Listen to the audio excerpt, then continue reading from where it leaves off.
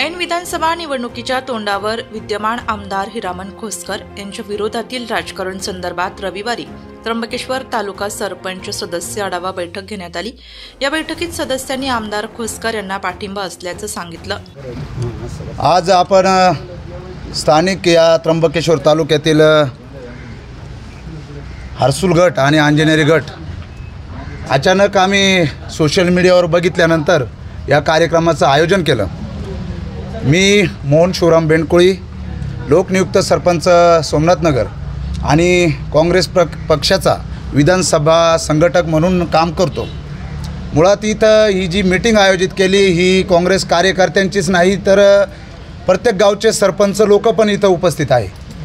आणि आम्ही अचानक ही मीटिंग आयोजित करण्याचे कारण असं का उगाच सोशल मीडियावर लोकांची संभ्रमावस्था करण्याचं मुद्दामून कारस्थान रचलं जात आहे का, आणि आमदार खोसकरांसारखा माणूस मुद्दामून दूर करण्यासाठी काही कारस्थान मुद्दामून रचले गेले याच्यात शंका बाळगायला लागलो। आणि मग यामुळं आम्ही स्थानिक माणसं म्हणून इथं उपस्थित झालो की जर आपण टायमावर जर त्या माणसाच्या मागे जर उभे नाही राहिलो तर असा चांगला माणूस आपल्याला गमवावा लागेल।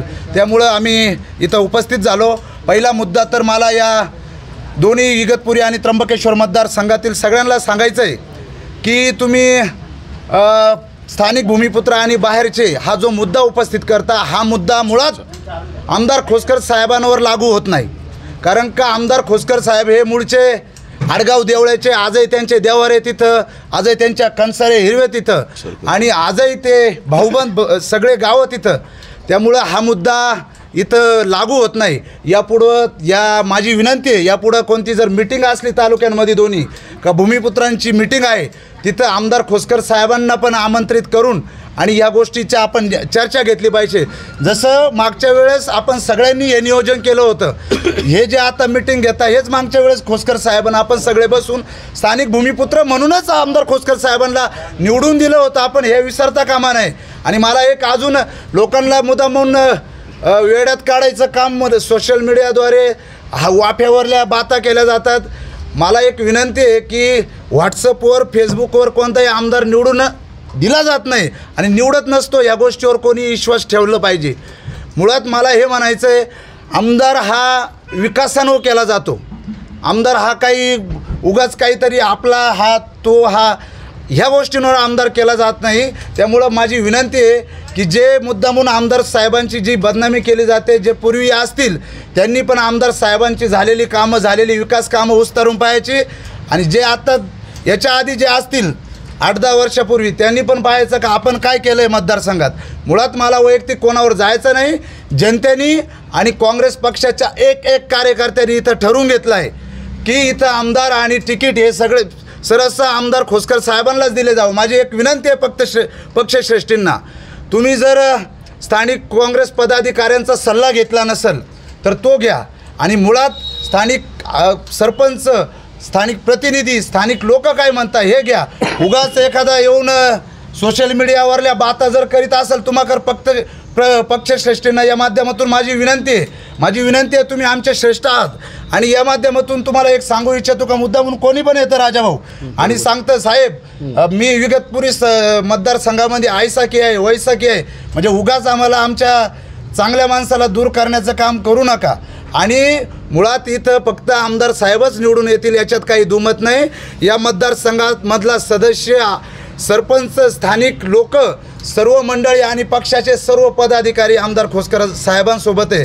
त्यामुळं उगाच कोणाच्याही संभ्रमावस्थेला बळी पडायचा नाही। आणि उगाच माझी विनंती आहे, दुसरे जे इच्छुक उमेदवार आहे तुम्ही स्पर्धा केली पाहिजे, पण ती विचाराने केली पाहिजे। गेल्या 5 वर्षाला आपण सगळे होतो ना, सगळे इच्छुक उमेदवार होते, जे आता इच्छुक उमेदवार आहेत। माझी सगळ्यांना विनंती आहे, आम्ही सांगते नाही का हा बाहेरचा तो उमेदवार हा मेरिटवर ठरवला जातो, आणि मला पूर्णपणे खात्री आहे का पक्ष कधीही कोणालाही म्हणजे चांगला मेरिटचा आमदार गमू शकत नाही। अहो ग्रामपंचायत सदस्य व्हायला तुमच्या नाकाचं पाणी खाली येतं, आमदार करायचंय। उगाच तुम्ही पक्षांनी किंवा उगाच कोणाचंही ऐकून आणि जर आमदार तिकीट बदलावायचं, आमदार बदलावायचं किंवा इथला माणूस काँग्रेस पक्षातून बदलावायचा हा जर विचार करीत असाल तर हा आपला पोर खेळ होईल. आता महाविकास आघाडीची परिस्थिती महाराष्ट्रात चांगली आहे आणि खोसकर साहेबांच्यासाठी तर अतिउत्तम आहे. 5 वर्षामध्ये काही कोटी रुपयाचा खर्च निधी या मतदारसंघामध्ये. अगदी तुम्ही बोलले 4 वाजता भाऊ, मी पहाटे 2 वाजता फोन केला होता आमदार खोसकर साहेबांना. पहिल्या रिंगमध्ये उचलणारा आमदार खोसकर साहेब आहेत. वैयक्तिक स्वतःसाठी झिजून घेतलं आहे. आणि माझी एक विनंती आहे की माणूस शांत आहे, संयमी आहे, सगळ्यांशी गोड बोलतं आहे म्हणून त्याचा कोणीही फायदा घ्यायचा नाही. याच्यापुढं त्यांच्या पाठीमागं संपूर्ण जनता आहे. याच्यापुढं माझी या माध्यमातून सगळ्यांना विनंती आहे, भविष्यातही हा माणूस एकदम परफेक्ट आहे. आणि यापुढं आम्ही लवकरच आमदार खोसकर साहेबांशी चर्चा करणार आहोत. आणि एक दिवस आणि सगळ्यांनी तालुक्यातले मतदारसंघातले आम्ही आमदार साहेबांना आमंत्रित करून त्यांना जाहीर पाठिंबा करणार आहोत. आज पण हा जो आजचं नियोजन मला स्पष्ट करायचे का हा फक्त सहज तालुक्यातील भागातील सरपंचांनी, कार्यकर्त्यांनी, पक्षाच्या काही बाकी कार्यकर्त्यांनी हा नियोजन करून इथं ठरवलं आहे. नुकतेच मी सकाळी पेपरला पण वाचलं, आदरणीय संपत नाना सकाळे यांनी पण या गोष्टीवर स्पष्टपणे वक्तव्य केले की आमदार खोसकर साहेब हे आडगाव देवळ्याचे आणि स्थानिक आहेत. उगाच हे वाफेवरल्या गप्पा मारण्यात मजा नाही. हे लोक तुम्हाला हसतात. निदान आपण प्रचार करतो मतदारसंघामध्ये तर ते थोडंसं त्याला क्वालिटी, दर्जा काहीतरी पाहिजे. आणि माझी विनंती आहे याच्यापुढं आपण सगळे जे इच्छुक उमेदवार आहेत सगळे आपण एकाचे एक आहेत. उगाच काहीतरी प्रसरावायचं, मागा लागायचं. जनता योग्य वेळी पक्के लोक हुशार राहतात. जनताला कळतं एक तर पश्चिम नाही तर पूर्व, एक तर छप्पा नाही तर काटा.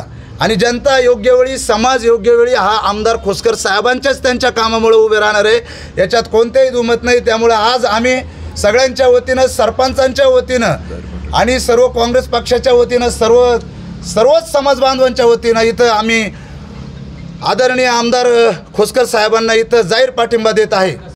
आणि सर्व महाविकास आघाडीतर्फे आमदार खोसकर साहेबांना इथं आम्ही पाठिंबा देत आहे. तुमच्या माहितीसाठी सांगतो, जेव्हा राजाभाऊ वाजे अगदी उमेदवार जाहीर झाले, आम्ही सर्वांच्या आधी तालुक्यातील सर्व सरपंचांनी राजाभाऊ वाजेंना बिनशर्त पाठिंबा देऊन टाकला. आज राजाभाऊ वाजे खासदार आहेत या आपल्या लोकसभेचे. तसे आज आम्ही जाहीरपणे पाठिंबा आमदार खोसकर साहेबांना देतो. उगाच कोणी कोणाच्या भूलथापांना बळी पडू नका. पुढचा आमदार हा खोसकर साहेब असेल. थोडे काही माझी विनंती आहे, काही इच्छुक उमेदवार असेल त्यांचे शिकवे गेले असतील, आपण एकाचे एक आहेत हे दूर करून एकत्र येऊन एकमताने आपण पुन्हा एकदा खोसकर साहेबांच्या पाठीशी उभे आहोत असे आवाहन करतो. आणि माझे 2 शब्द थांबवतो. धन्यवाद. जय हिंद, जय महाराष्ट्र. त्र्यंबक तालुक्यातील अंजनेरी गट आणि वाघेरा गट, देवगावगण या भागातून आले सर्व सरपंच, काँग्रेसचे सर्व ज्येष्ठ कार्यकर्ते, नवीन जे कार्यकर्ते असतील ते, पंचायत समिती सदस्य, जिल्हा परिषद सदस्य, आज जे सर्व इथं उपस्थित झालेत त्यांचं आज आमच्या पैणे गावाच्या वतीने आणि सर्व भागाच्या वतीने सर्वांचं प्रथमतः स्वागत करण्यात येत आहे की तुम्ही सर्वांनी आज पक्षाचं काम करताय, तेही काँग्रेस पक्षाचं. आणि हिरामनदादा खोसकर यांना जे तुम्ही सहकार्य करतात त्याबद्दल सर्वांचा आभार. आजच्या या कार्यक्रमाचे अध्यक्ष मोहनभाऊ बेंडकोळी त्यांनी जे स्थान स्वीकारलं आणि त्यांनी जे आज 2 शब्द बोलले, माझी जे आपले आमदार झालेत आणि ते नवीन होणार आहेत आणि त्यांना आपण सहकार्य करणार आहेत, त्याबद्दल जे बोललेत त्याबद्दल त्यांचे सर्वांचे आणि आपल्या बेंडकोळी साहेबांचे आपल्या सर्व सरपंचांतर्फे आणि पूर्ण भागातर्फे त्यांचे हार्दिक अभिनंदन करतो. आणि माझे 2 शब्द संपवतो. आणि त्यांच्या आलेल्या आजचा कार्यक्रम संपन्न झाला हे मी जाहीर करतो आणि अध्यक्षांचं आभार मानतो.